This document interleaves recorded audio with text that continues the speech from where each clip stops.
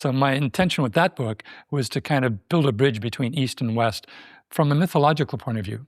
And one of my main influences there was Joseph Campbell and a bit of Carl Jung and a lot of the other yoga teachers of the day or yoga researchers of the day, like Mircea Eliades. So that was covering the mind-body. And then I spent about 8 years writing a trilogy called Your Body, Your Yoga, dealing with the physical body and the uniqueness of our bones and how that shows up in our yoga practice. But I'd never done a book on the energy body. So that was why I wanted to write about prana.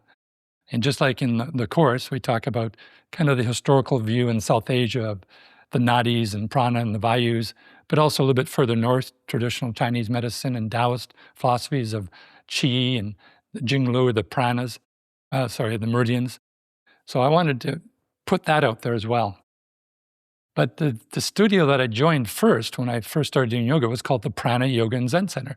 So there's prana again. So part of it is my own history of learning yoga through prana and Shakti Ma. Part of it is just the historical evolution of what did prana mean to people. Because today we have a kind of a quick definition of prana as life force or life energy.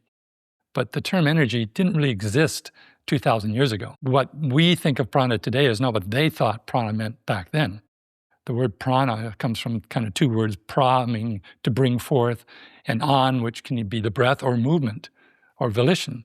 So prana back then was the volition, it was a god. Indra says in one of the Upanishads, I am prana. Prana is me. So anything that moves you is prana. So it's not just the breath, that's part of it, but it's a much bigger thing. So I wanted to go through culturally how the use of the term prana, life force, vitality, kind of evolved over the centuries. But I also wanted to end with the modern scientific view of life. What is life? What is life force? What makes us alive? How do our cells communicate? So I wanted to weave these three threads together like gunas, the three gunas that make up all of existence, all of Prakriti. So that was kind of my reasoning for doing it that way. How long did it take you to kind of pull all this together? Because I imagine from an archaeological perspective, a person who does research and has to write reports and do all of these things, it's like that can take a lot of time and effort and energy to just be reading things and pulling your mind together on these, on all that Yeah, well, I information. started it back in the 1990s.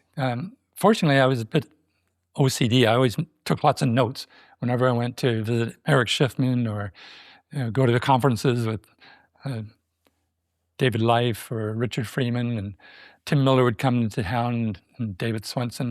All these people would come, and I'd just be sitting there writing notes after notes. And so I got all these notebooks I've got from 20, 25 years ago.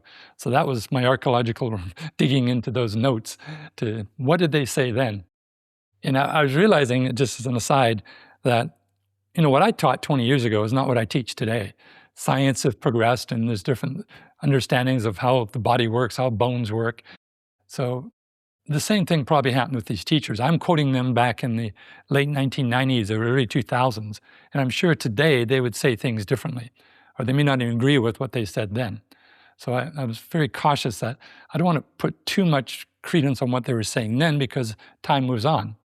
But in history and archaeology, you're looking at a snapshot of this is what we thought at this strata of time and in this particular culture. So I kind of had to leave it there and just give a warning to the readers, that things do change and evolve. So on the science side, I like to think, well, if prana is some sort of life force, what does that mean? It's no longer thought as something mysterious and subtle. It's more physical these days. Well, on the physical side, we do have lots of ways cells talk to each other. So today I kind of evolved to the prana is communication energy. It's the way the cells communicate to each other through physical stresses, through electromagnetic fields, through chemical signals, through light. There's lots of ways that our cells are in communication because they're in community. They're all working together. So I wanted to kind of end with the kind of the modern view of what prana might be if we had to define something like a life force today.